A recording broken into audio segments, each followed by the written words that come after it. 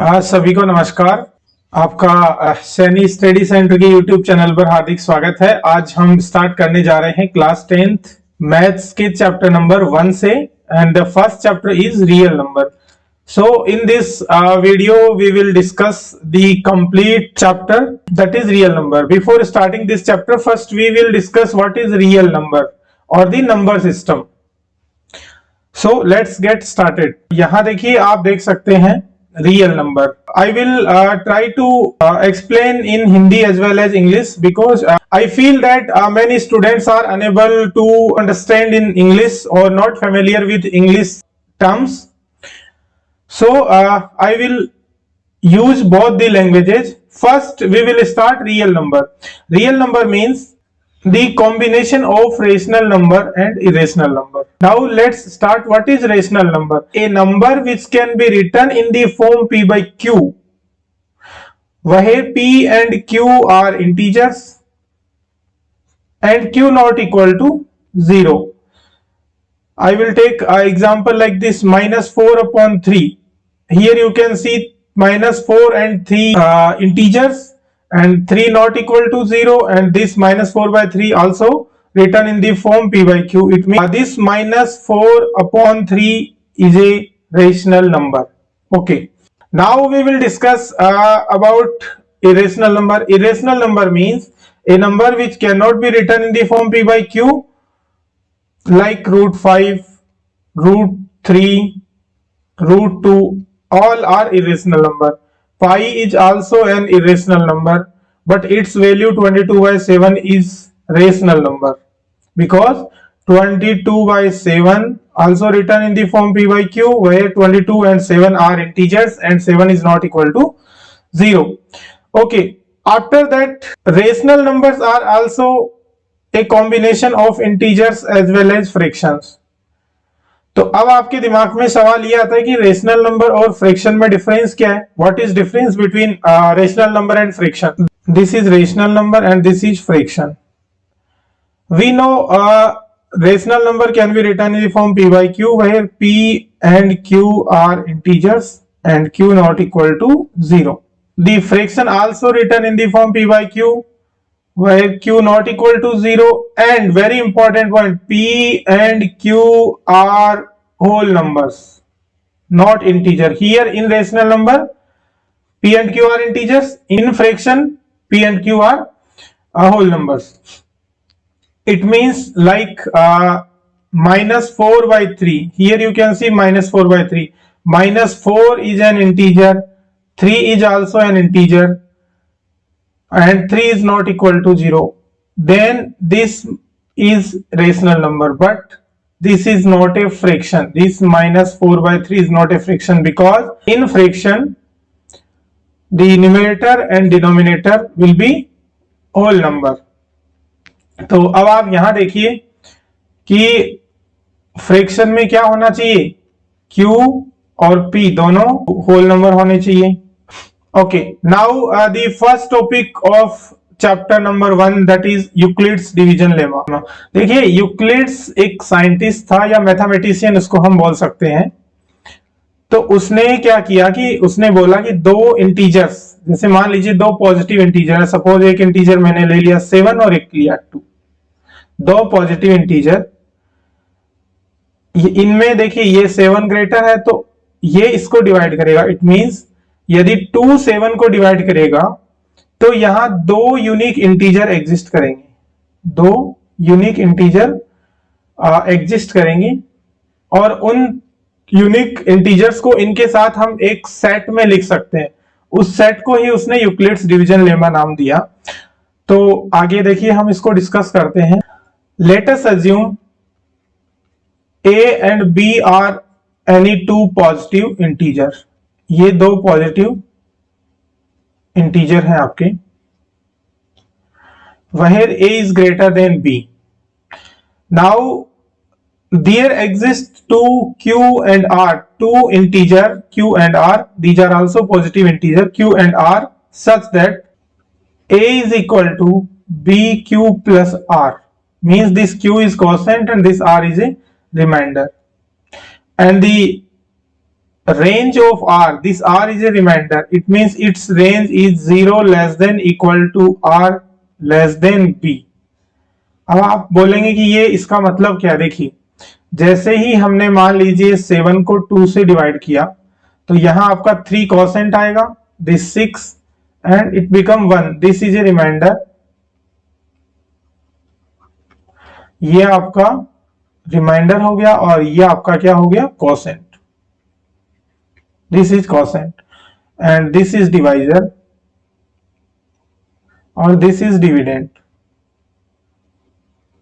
तो अब देखिए आप इसको कैसे लिख सकते हैं, dividend is equal to divisor, divisor कौन, 2 into quotient 3 and plus remainder r।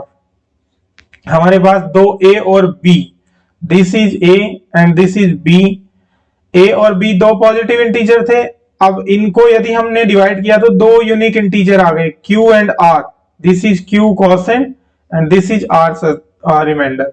तो ये दो यूनिक इंटीजर है। यूनिक का मीनिंग ये हो गया कि 3 और 1 की जगह और कोई नंबर नहीं आ सकता। यदि आप 7 को 2 से डिवाइड करेंगे तो यहां आपका 3 कोसेंट आएगा एंड 1 रिमाइंडर आएगा, इसके अलावा और कोई नंबर नहीं आ सकता। Means q and r two unique integers.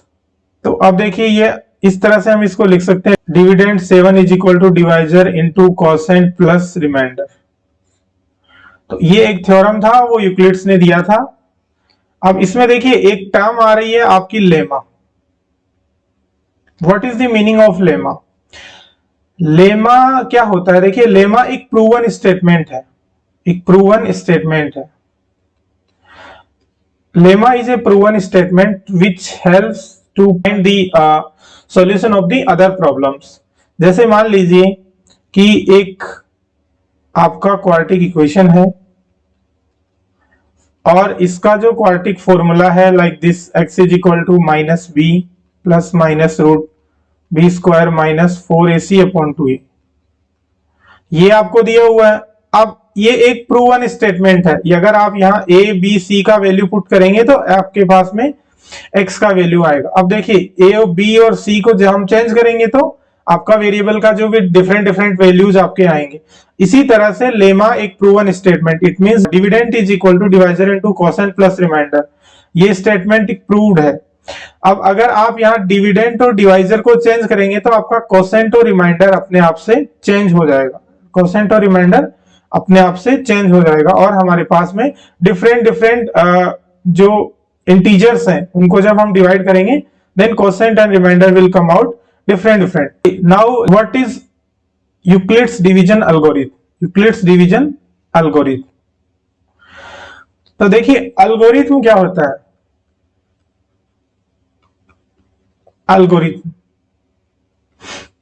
Algorithm is a well defined step, is a procedure of well defined steps। यानी कि ये क्या है, एल्गोरिथम क्या है, किसी भी प्रॉब्लम का सॉल्यूशन फाइंड करने के लिए जो भी आपकी स्टेप्स हैं उनका एक प्रोसीजर है।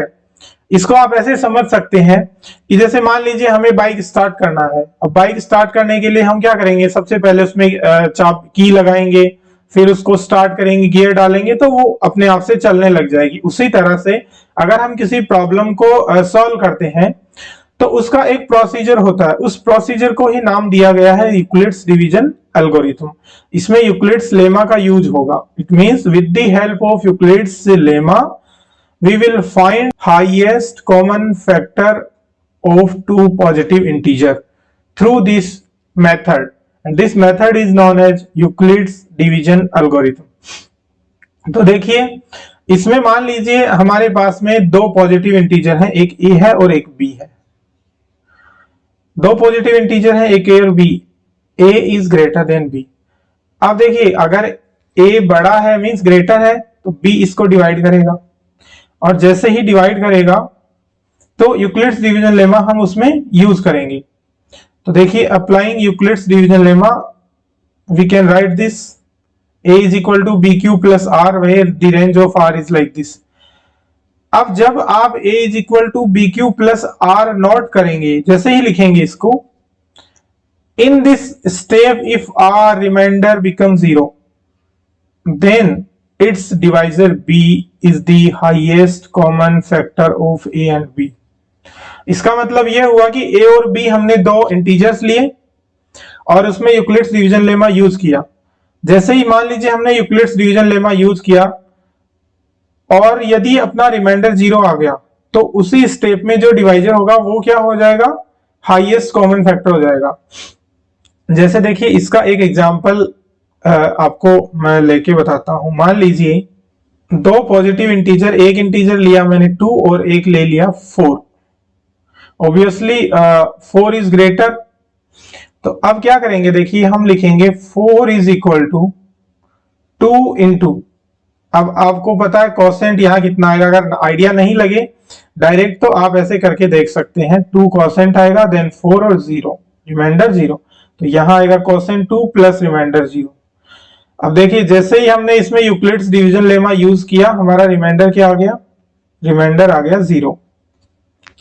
रिमाइंडर जिस स्टेप में 0 आएगा उसी स्टेप का डिवाइजर 2 क्या होगा, HCF होगा, यानी HCF of 2 and 4 is equal to 2। तो ये HCF फाइंड करने का एक प्रोसीजर है। अब दिमाग में आपके सवाल ये आएगा कि अगर मान लीजिए फर्स्ट स्टेप में आपका रिमाइंडर 0 नहीं होगा तो क्या करें। तो उसके लिए देखिए क्या करना है, जैसे मान लीजिए मैं एक एग्जांपल और लेता हूं। एक एग्जांपल मैंने लिया 13 और एक ले लिया मान लीजिए 3। दोनों क्या है, पॉजिटिव इंटीजर। तो 13 इज इक्वल टू, अब देखिए इसका मीनिंग ये हो गया कि 3 से डिवाइड करेंगे 13 को तो आपका आ जाएगा 4, देन 12 एंड देन 1। तो आपका कितना आ गया, रिमाइंडर 1 आ गया। It means you can write like this 3 into 4 is a quotient plus 1 remainder। Here you can see 1 is not equal to 0, it means this remainder is not 0। अगर आपका reminder 0 नहीं है तो आपको यही प्रोसेस फिर से फॉलो करना है। उसके लिए क्या करना है, इन the next step divisor of the previous step become the dividend of the next step and the remainder of the previous step become the divisor of the next step। तो अब देखिए इस नेक्स्ट स्टेप में क्या करेंगे, अब यहां आपको दिख रहा है कि 1 जो है वो 0 नहीं है, तो कैसे लिखेंगे, 3 इज इक्वल टू 1 इंटू, देखिए ये रिमाइंडर था यहाँ, ये यहाँ पे बन गया है आपका डिवाइजर, और ये आपका यहाँ डिवाइजर था, ये इधर क्या बन गया, डिविडेंड। 1 इंटू, अब देखिए 1 को यदि आप करेंगे तो 3 टाइम चला जाएगा और ये 0 हो जाएगा, देन प्लस 0। तो आपका नेक्स्ट स्टेप में क्या आ गया, 3 is equal to 1 into 3 plus 0। यहां देखिए फिर रिमाइंडर आपका 0 हो गया, रिमाइंडर 0। और इस स्टेप में जहां रिमाइंडर 0 होगा उसका कोसेंट, सॉरी उसका, और वो स्टेप जहां रिमाइंडर 0 होगा उसका डिवाइजर आपका क्या हो जाएगा, HCF। तो it means HCF of 3 and 13 is equal to 1। तो यूक्लिड्स डिवीजन एल्गोरिथम आपका दो पॉजिटिव इंटीजर्स का हाईएस्ट कॉमन फैक्टर फाइंड करने का एक प्रोसीजर है। अब देखिए इसके एक दो एग्जांपल मैं आपको और दिखा देता हूं। जैसे मान लीजिए ये दो आपकी क्या है, पॉजिटिव इंटीजर, एक है आपका 10,224 एंड देन 9648, एक ही आपका ये हो गया। अब यहां देखिए आप इसमें ग्रेटर कौन है, ये, और तो डिवाइड कौन करेगा, 9648, और इनका हाईएस्ट कॉमन फैक्टर हमें फाइंड करना है। तो आप यहां देखिए first step, first this is step 1, this is divisor and this is dividend. जब ये इसको डिवाइड करेगा तो कोसेंट आएगा 1 और आपका रिमाइंडर आएगा 576। अब यहां देखिए रिमाइंडर जो है वो 0 नहीं है, रिमाइंडर 0 नहीं है, इसका मीनिंग हो गया कि ये क्या है, this 9648 is not the HCF। Okay, now we will use Euclid's division lemma again. Then the divisor of this step means 9, 6, 4, 8 become the dividend of the next step, and the remainder of the previous step means first step become the divisor of this next step.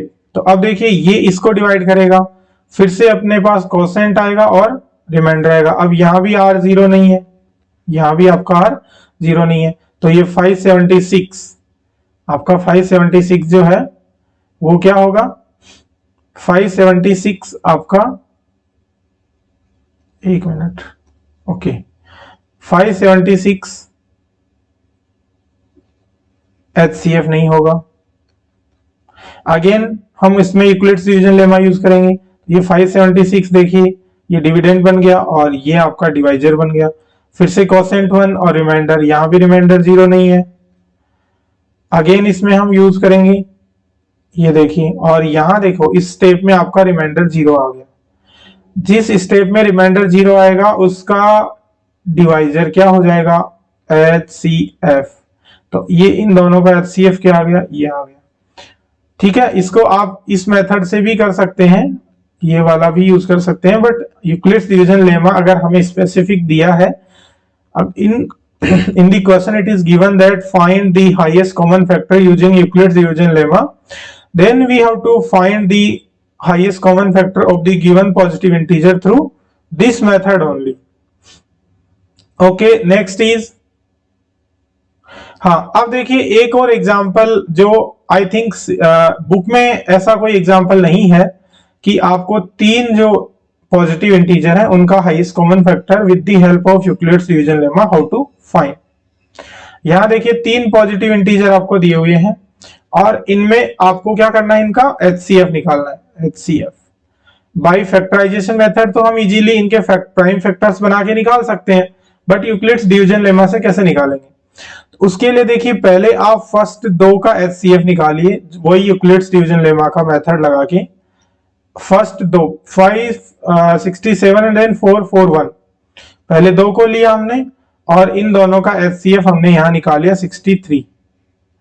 अब हम क्या करेंगे, ये 63 और जो third number हमारा था 693, इसको और इसको, इन दोनों को एक साथ लेके इनका HCF हम निकालेंगे।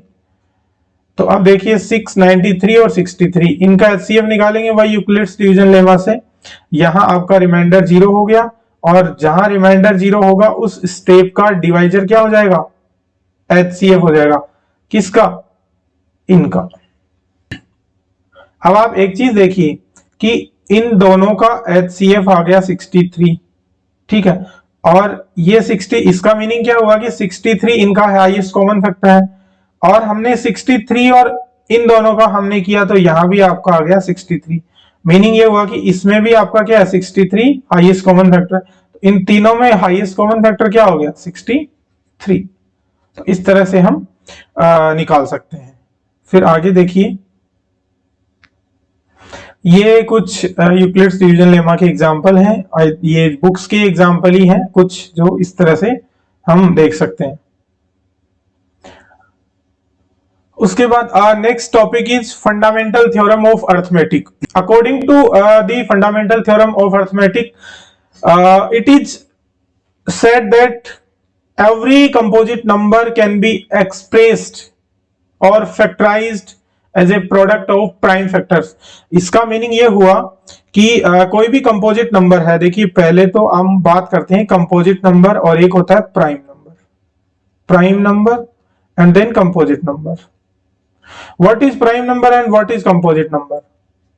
Prime number means a number which has only prime factors 1 and itself। जैसे मान लीजिए 3 है, तो 3 देखिए एक तो 1 से डिवाइड होता है और एक 3 से डिवाइड होता है, इसके अलावा किसी भी नंबर से 3 को डिवाइड नहीं कर सकते। इसका मीनिंग ये हुआ कि 3 क्या है, एक प्राइम नंबर है। 3 क्या है, prime number. It means a number which has only 1 and itself as a factor। और कंपोजिट नंबर में क्या होगा, देखिए कंपोजिट नंबर में आप क्या कर सकते हैं, 1 और itself, इसके अलावा इसका और कोई फैक्टर होगा। It means it has more than 2 two factor, जैसे मान लीजिए 4 है तो 4 में देखिए 1 तो सबसे डिवाइड होगा, 2 भी इसका फैक्टर है और 4 भी इसका फैक्टर है, तो 1 और इटसेल्फ के अलावा एक और फैक्टर आ गया, कौन? 2, एक और फैक्टर आ गया 2, यानी तो ये क्या हो गया आपका कंपोजिट नंबर। ये कौन सा हो गया? Composite number. तो ये बात तो समझ में आ गई कि कंपोजिट नंबर और प्राइम नंबर क्या होते हैं। उसके बाद देखिए next, according to the fundamental theorem of arithmetic we can factorize a composite number. Suppose 12 is a composite number, then it can be uniquely factorized in its prime number like 2 into 2 into 3। अब देखिए इसको हमने factorise कर दिया, लेकिन इसका order change हो सकता है, यानी इसको 3 into 2 into 2 भी लिख सकते हैं, 2 into 3 into 2 भी लिख सकते हैं। तो according to the fundamental theorem of arithmetic every composite number can be uniquely factorized or uniquely expressed as its prime factors apart from its order। यानी उनका ऑर्डर हम चेंज हो सकता है लेकिन उनका फैक्टराइजेशन चेंज नहीं होगा। जैसे मान लीजिए 12 के प्राइम फैक्टर्स क्या है? 2, 2 और 3, तो उसके प्राइम फैक्टर्स यही रहेंगे, इनका इसके प्राइम फैक्टर्स चेंज नहीं होंगे, इनका ऑर्डर चेंज हो सकता है, 3, 2, 2 हो सकता है, 2, 3, 2 हो सकता है, ये चेंज हो सकता है, बट इसके प्राइम फैक्टर सेम रहेंगे।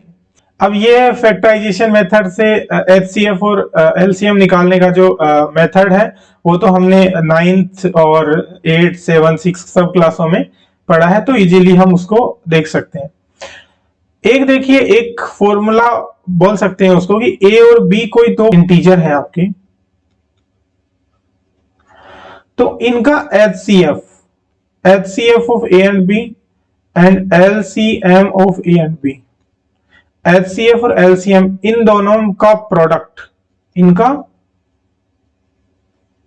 प्रोडक्ट और दो नंबर जो A और B हमने लिए थे इनका प्रोडक्ट, ये दोनों इक्वल होते हैं। It means the product of highest common factor and least common multiple या lowest common multiple of two positive integer A and B is equal to the product of these two positive integer A and B, यानी ये वाला हम देख सकते हैं इनका product. तो ये आप एक याद रखिएगा, इसके पे बेस्ड कई बार एक क्वेश्चन आ जाता है, इनमें से आपको 3 चीजें देगा, जैसे LCM और HCF दे दिया और एक कोई नंबर दे दिया, या फिर दोनों इधर का प्रोडक्ट दे दिया और यहां से एक चीज गायब करके 4th वाला आपसे फाइंड करने के लिए बोल सकता है। इसको भी आप देख सकते हैं जब आप 3 नंबर्स का LCM फाइंड कर रहे हैं, जैसे मान लीजिए एक 2 है आपका, एक 4 है आपका, एक 6, 3 कोई पॉजिटिव इंटीजर है, इनका यदि हमें LCM निकालना है तो हम LCM निकाल सकते हैं इस फॉर्मूले से। यहां देखिए, इसको याद करने का तरीका है कि LCM निकालना है तो ऊपर आएगा HCF तीनों का, और नीचे भी 2 का HCF आपका लेना है आपको, और यदि HCF निकालना है तो LCM लेना है, 3 का ऊपर और फिर नीचे 2 का। तो ये इसको हम इस तरह से याद कर सकते हैं।